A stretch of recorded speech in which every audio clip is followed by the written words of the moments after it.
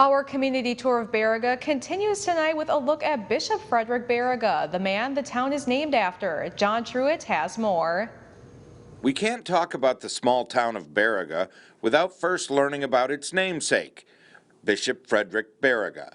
Born in Slovenia in 1797, Baraga initially studied law at the University of Vienna, but soon realized his true calling was the priesthood. In 1830, young Frederick answered a request for priests to come to America and join the fledgling Diocese of Cincinnati.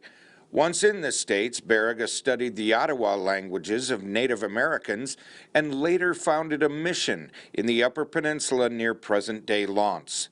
While in the North Woods, Baraga wrote several books in the Ojibwa language, including a hymnal and a dictionary that is still used to this day. Baraga ministered to the growing mining communities of the Keweenaw, but his heart lay in service to the native peoples, becoming an advocate for them and a staunch defender of their right to remain in their homeland. So, of course, they had a language, right? They had their language, but it wasn't written. He wanted them to be able to read. He wanted them to be able to write their language.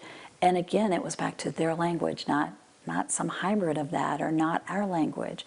And so that's what he did, was he helped create the Ojibwa and Chippewa dictionary and a grammar. And he wanted that so that they could teach their children, they could teach other generations.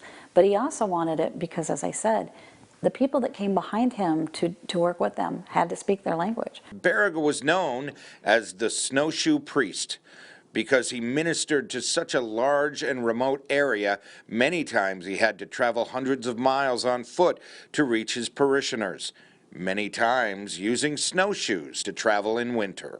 Walking the vast Great Lakes area, you know, upper Michigan, Minnesota, Wisconsin, to bring the faith, to teach.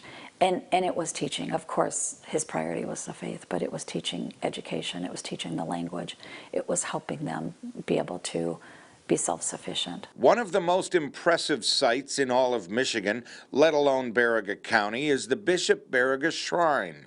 The 60-foot-high statue is perched on the cliffs surrounding Keweenaw Bay. The statue features a 35-foot Baraga holding a 7-foot cross in his right hand and a 26-foot pair of snowshoes in his left. It was dedicated in the summer of 1973 and continues to be one of the most popular attractions in the area.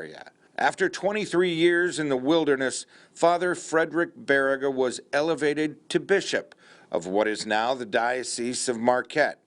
Baraga even laid the cornerstone of Marquette's first Catholic church, located on the site of St. Peter's Cathedral today. Baraga served as the leader of the Marquette Diocese until his death in 1868. Although his tomb is in Marquette, I'm sure his heart still dwells in the rugged North Woods among his beloved native peoples. In Baraga, John Truitt, Local 3 News.